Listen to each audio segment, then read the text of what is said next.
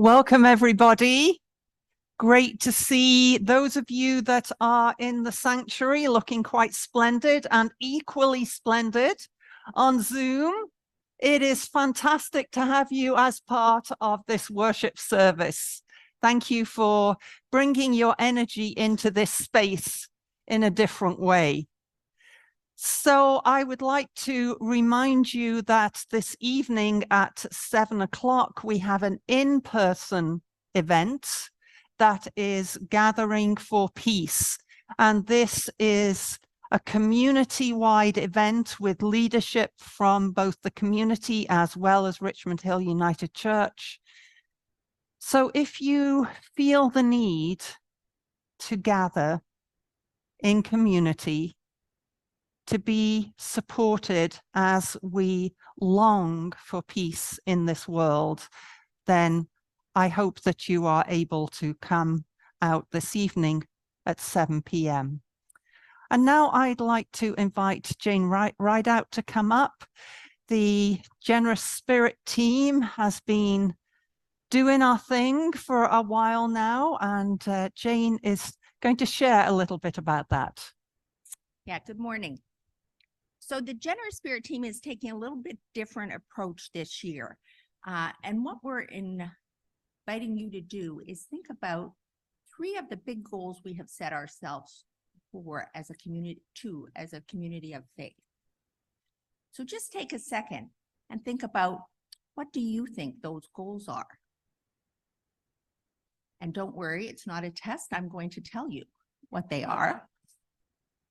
The first is we want to become a community for we want to become a space for community and the arts. The second is we want to become an intercultural church. And the third is we want to re-engage with the local Richmond Hill community. So what we're asking you to do over the next few weeks is ponder how you might work in 2024 to help us move towards those 3 intentions. Now, when you think about the intention of becoming a center for community in the arts, that's doing things like supporting the events that we have at the church, like tonight's Coming Together for Peace, or like the December 2nd Net Zero presentation on heat pumps. So coming out and supporting our events is something that you can do. And if you bring a friend or a neighbor to those events, even better. That's a way you can support those events. When we think about becoming an intercultural community, an intercultural church, we have a beautiful sign at the front on Yonge Street. I hope you've seen it. It says, "All are welcome here." And believe me, welcoming is the first step to bringing people into our community of faith. But, we cherish the programs and traditions we have here at Richmond Hill United Church. But after we welcome the newcomer, we need to consider and learn about their experiences, their perspectives, their journey, and think about how that might change us. And change can be scary, but believe me, I started coming to this church in the 90s. We have changed, and we will continue to change. And let's be intentional about how we can help make ourselves a church that is intercultural by welcoming new people and learning about each other. Let's agree, we don't even know each other all that well. Well, some of us do. I shouldn't say that.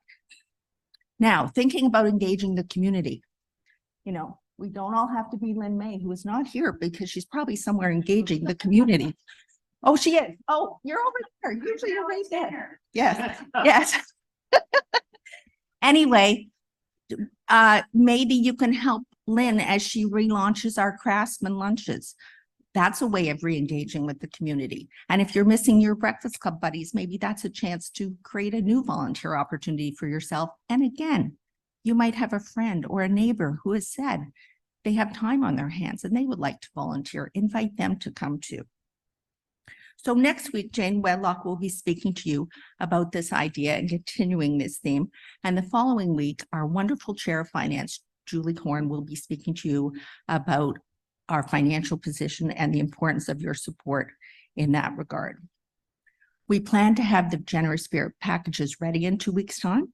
So you'll be able to pick it up if you're here. And if not, you should be looking for it early in December. And don't worry, there still will be a pledge form in that package because your financial support is key to the continuing ministry of Richmond Hill United Church in this place. So thank you. Thank you, Jane. So let us continue to prepare for worship. Let us center in God's presence with some music shared with us by Barry Peters.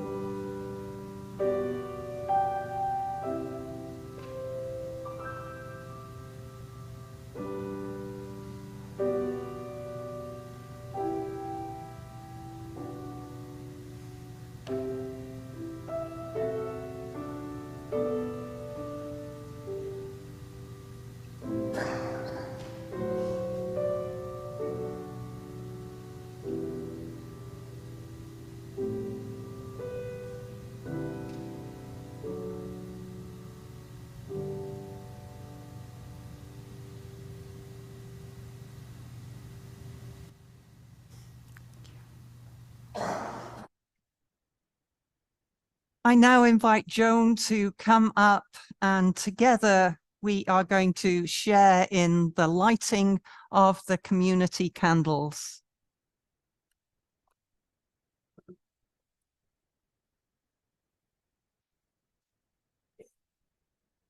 We light the candle of our faith in Jesus, the radical who calls us to live love in the world. And the candle of affirmation that draws the circle wide, that says that every single person is welcome in this place. And the candle of reconciliation lighting a path to healing and to mending broken covenants. And the candle that celebrates our diversity, highlighting our commitment to becoming an intercultural church. Yeah, very smart, I know. Ah.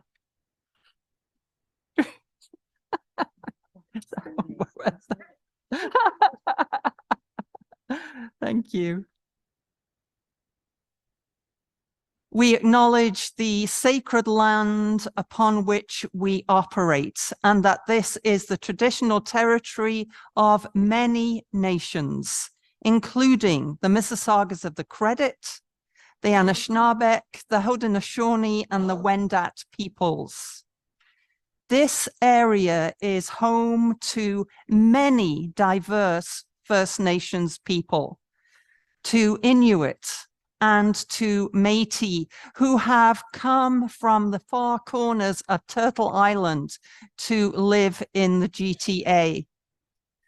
And we particularly honor that community that is closest to us, the Chippewas of Georgina Island.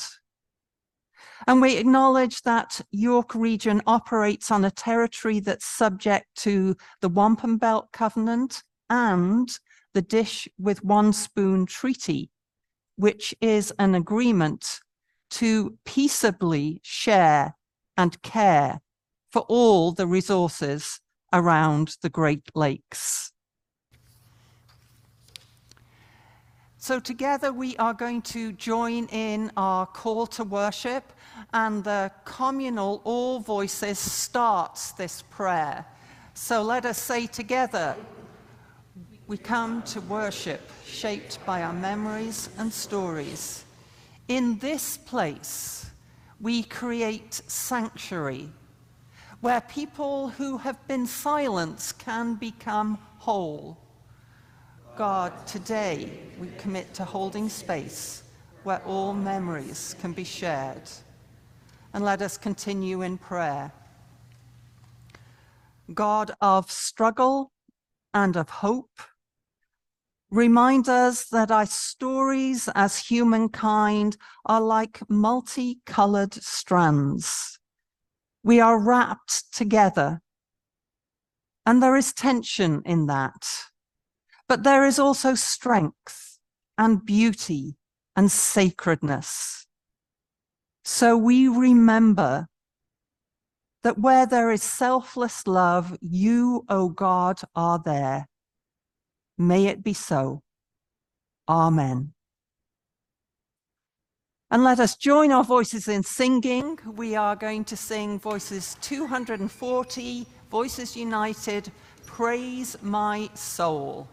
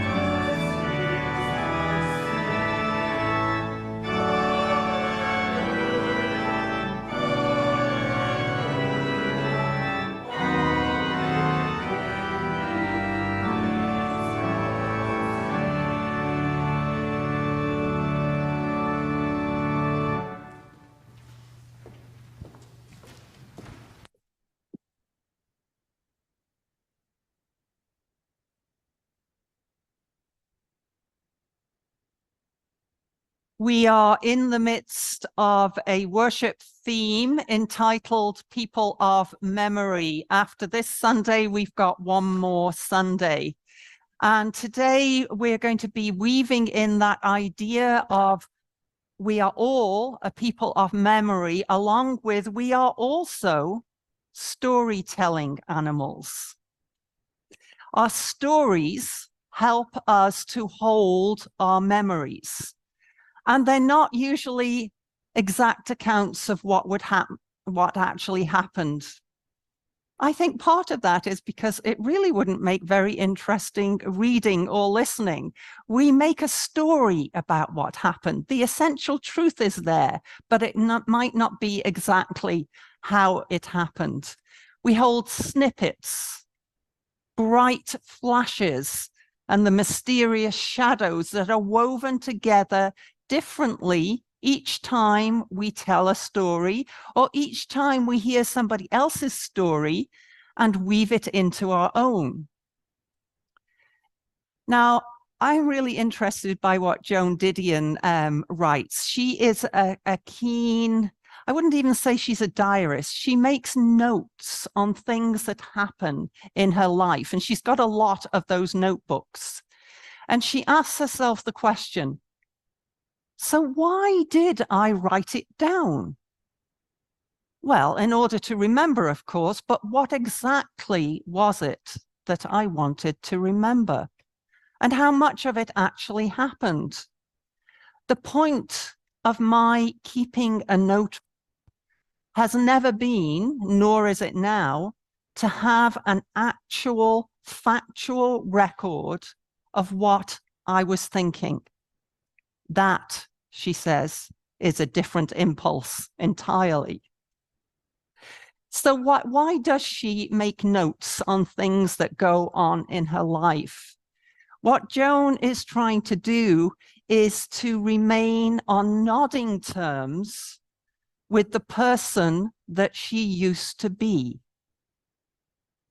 And she does that whether she finds that person attractive company or not, which I think is an interesting idea. I'm going to be exploring that a little bit more later. And she says it's important that I do it because if we don't look at ourselves, then likely we are going to turn up in our lives unannounced, and it might not be a very pleasant experience.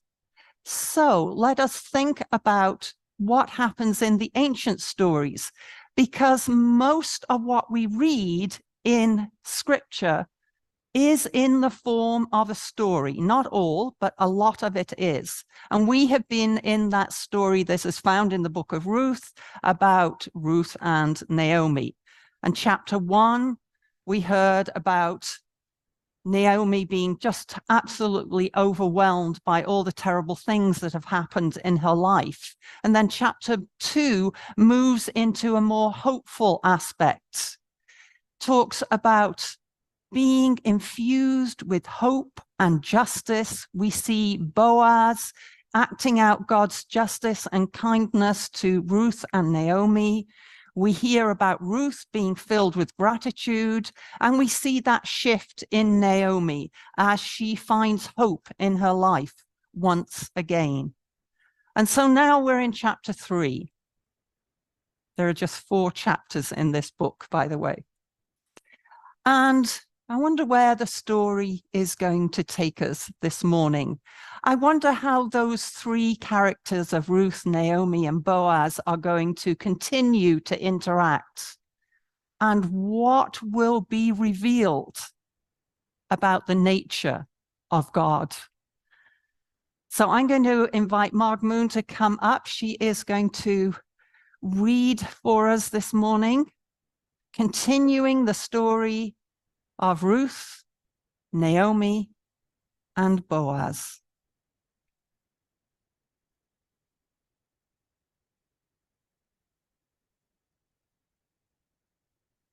Our scripture reading this morning is from the book of Ruth, chapter 3, verses 1 and 2, and 7 to 9.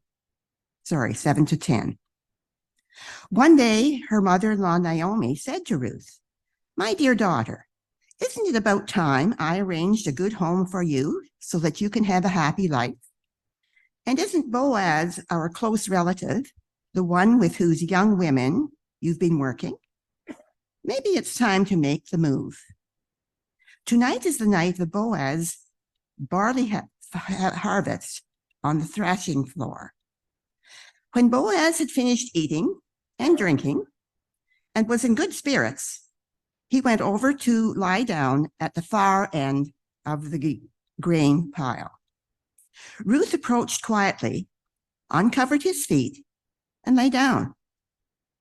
In the middle of the night,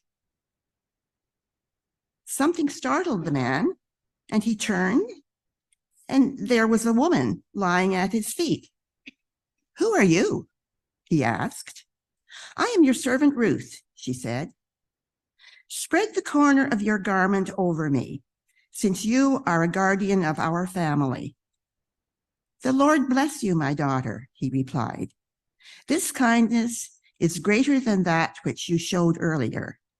You have not run after the younger men, whether they were rich or poor. And now, my daughter, don't be afraid. I will do for you all you ask. All the people of my town know that you are a woman of noble character."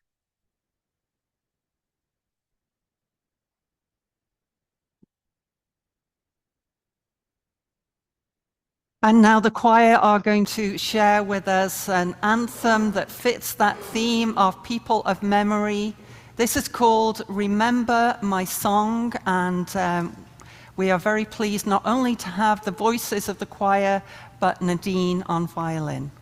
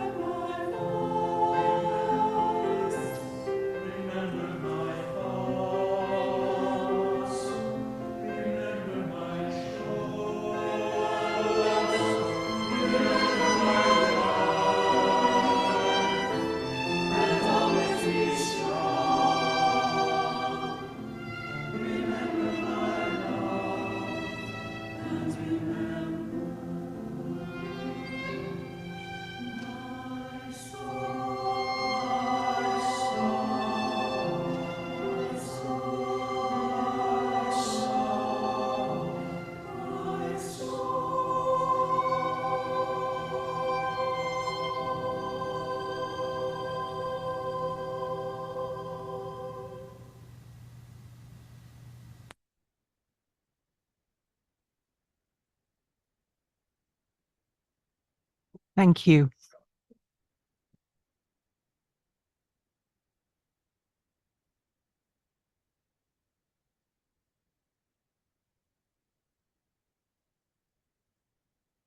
When I sift back through my memories, I much prefer to meet my best self rather than encounter myself in one of my many less than moments. It's human nature, I think, to build up our positive attributes and kind of gloss over those times when we fall a little short. There are times that, I mean, throughout my life, this has been a challenge for me about saying, when I'm asked a question, I'm sorry, I don't know. Saying I don't know is difficult, and it's something that I have had to work on.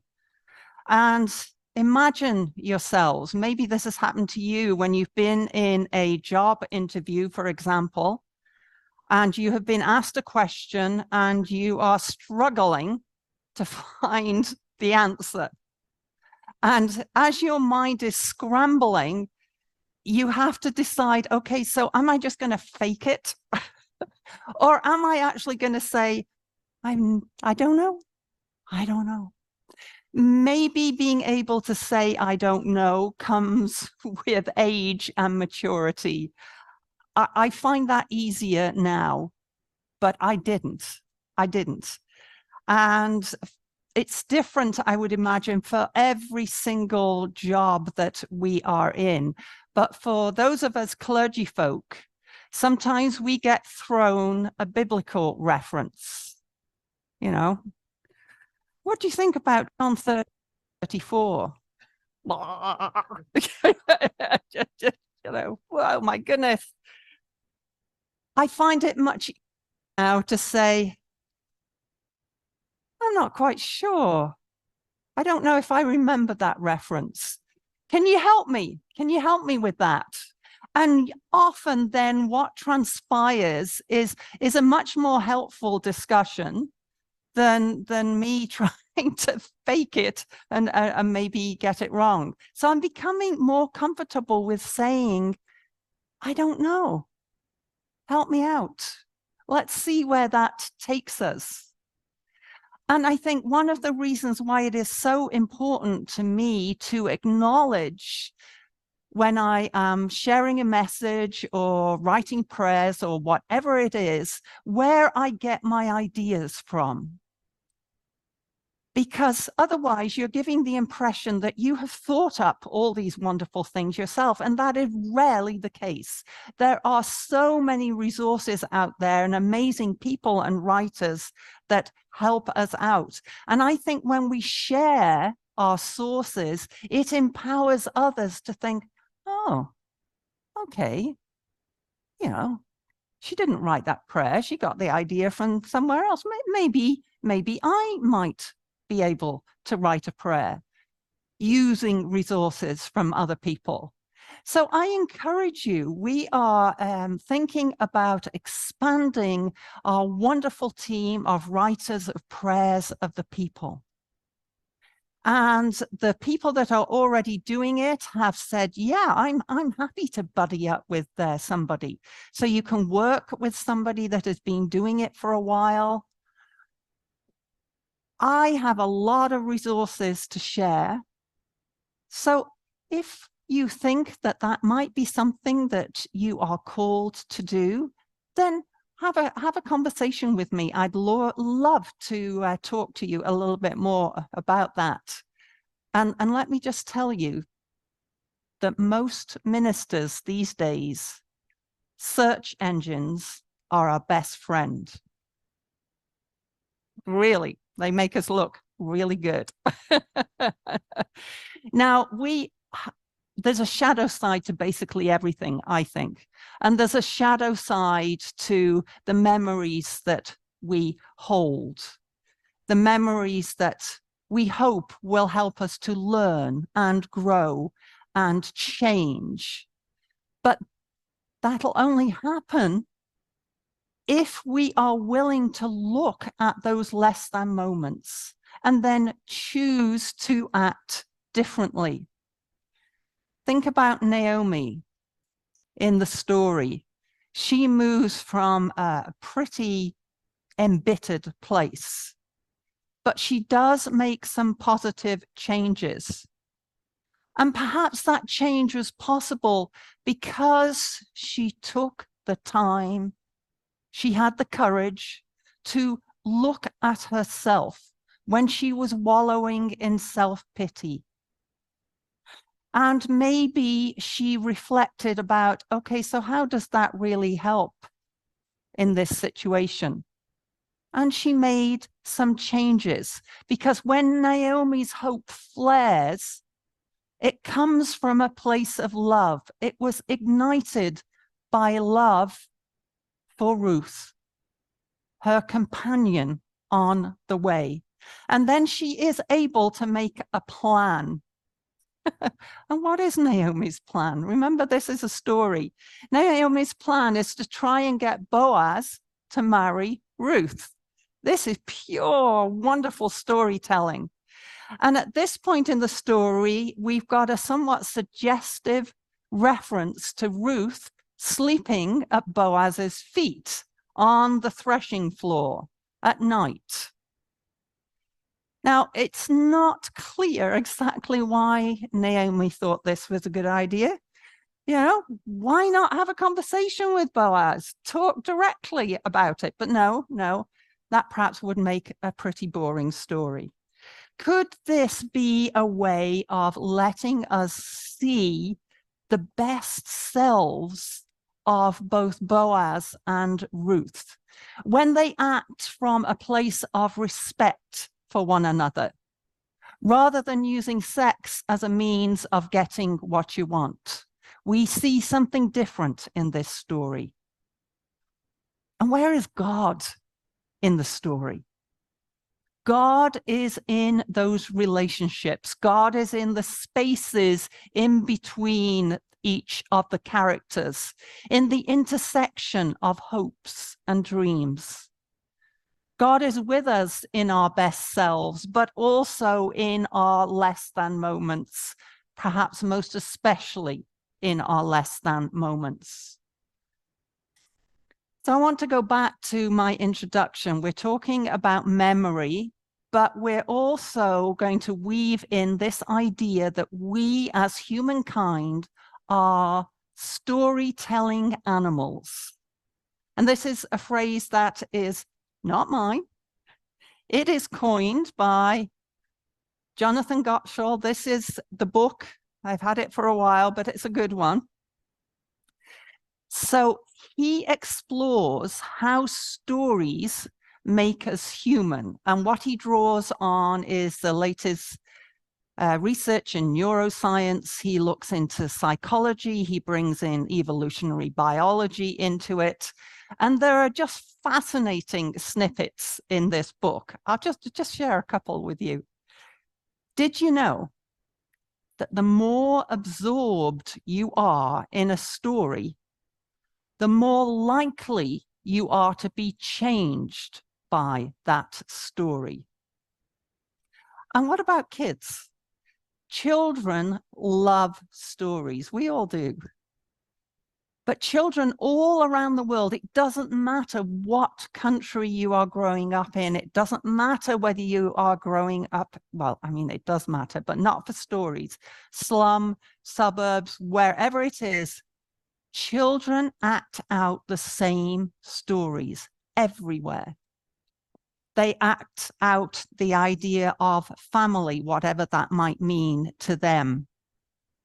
Unfortunately, they also act out aggression, fighting.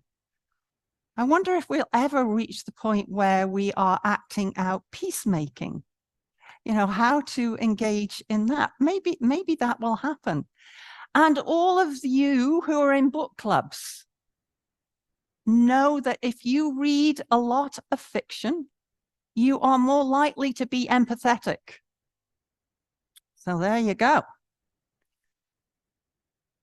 Think about the shadow side, though. And there is a shadow side to our love of stories. It makes us vulnerable to conspiracy theories. It's why advertisements work so well, particularly those that have a story format to them. There are narratives about ourselves that, this is Jonathan's term, more truthy than truth. And our national myths can be very, very dangerous. It's always been the case, but I think we are seeing it in the world right now about how countries live from what they think they are. So if we said that about Canada, we think we are polite, welcoming, kind. Are we actually? Sometimes, but not always. If we only see ourselves that way, then we're not likely to change all the other things that are not so great about who we are and how we are with others. And the best stories, the ones that are sticky, that stay with us, have a moral imperative to them. They teach us how we can live, and they bind us together in our common values. And the book of Ruth, as I keep saying, it's a story, but it contains truths. The teller of this story, the writer of this story, and maybe it's even writers, use every means at their disposal to keep our attention. Great calamity, profound loyalty, deep despair, fledgling hope, just on the edge of uncertainty, God as a scapegoat, God as a source of blessing, and yes, sex. It's got everything in this story. Stories subtly shape our beliefs, our behaviors, our ethics, and they powerfully modify our culture and history and her story. Stories allow us to inhabit the uncertain presence and move towards something different, something hope-filled. We are a species that are so drawn to stories that even when our bodies are sleeping, the mind stays awake all night, telling us stories. So let's kind of wrap this up. Alice Walker is a writer that says some profound, many profound things. But one of the things she says is to acknowledge our ancestors means that we are aware that we didn't make ourselves. We did not make ourselves. And I think in any community, perhaps most especially a faith community, we need to be aware that we didn't spring out of nothing. There is a whole series of experiences and stories that we are a part of.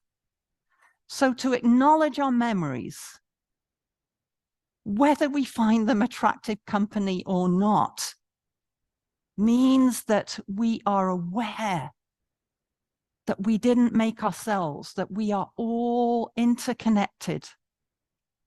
And Shirley Arena Murray is one of those hymn writers that does this really well. She shapes and brings together many aspects of who we are as humankind. We're going to sing the hymn in a minute. But in one of the verses, she is saying that I'm not looking at a God that points the fingers, that is acting out of anger. If the world is to change, this is how God is present in the world. By people. God is present in each and every one of us by your people who are fearless and faithful small paper lanterns lighting the way. So let us sing that hymn now. It's called God of the Bible. It's a More Voices hymn, and it's number 28.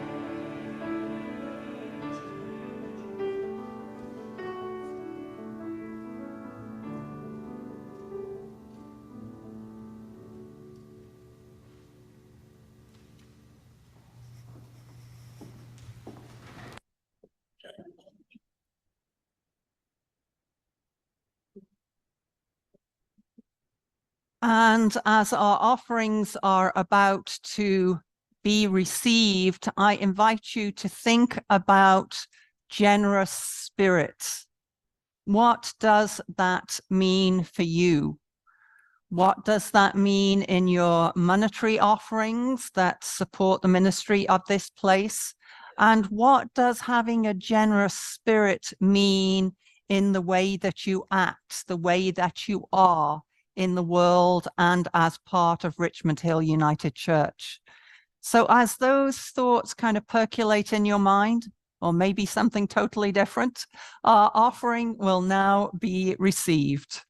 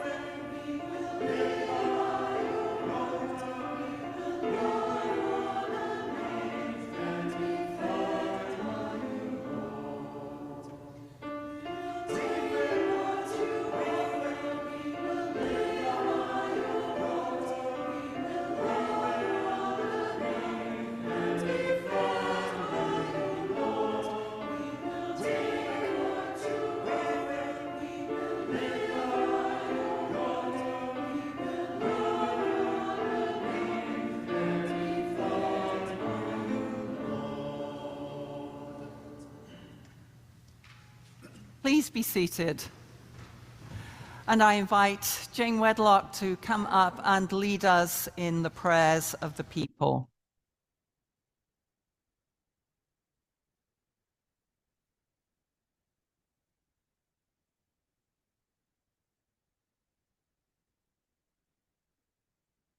Let us pray together. God of hope and memory, we give you thanks for this faith community that through the decades has been a grounding place for so many stories of faith, a place of healing, of learning, of friendship and community, a sanctuary where we bring our sorrows and our joys.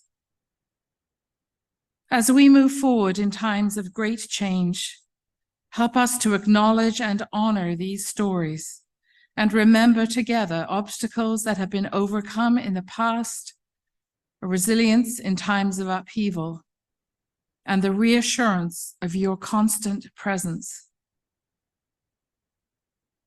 Loving one, in these tumultuous times when the future is uncertain, we want hope and we want peace, and both feel far away and our hearts break. Help us to be open to understand what is really at the root of conflict. May we be active in working hard for peace and working to bring hope. May we be inspired by the power that is love and a commitment to justice. And may our values show in our actions and our ways of being in community. That this is a place and that we are a people of possibility and transformation, a community of deep love. Tonight, Holy One, this sanctuary will be a place of vigil, of music, words, silence, and light. We will welcome community, mourn and remember and commit again to find a way forward. May all who enter find a place of hope, and may we all choose love.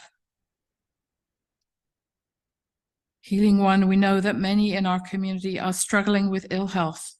Some are in hospital and others at home. We remember particularly in our thoughts and prayers Gloria McAvery, who has fallen and broken her hip and is in hospital. And let us now take a time of silence to lift up our concerns and those close to us who need your healing touch.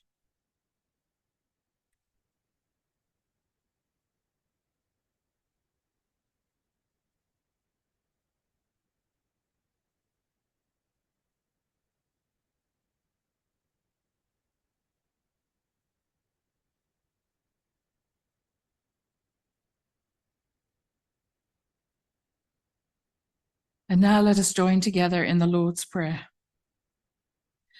Our Father in heaven, hallowed be your name. Your kingdom come, your will be done, earth as it is in heaven.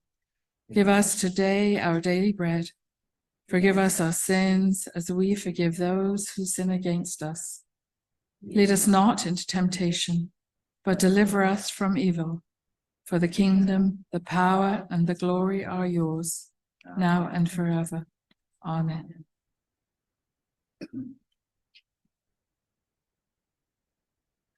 And now I invite the pop-up choir to pop up and join with the chancel choir as they sing I Choose Love by Mark Miller.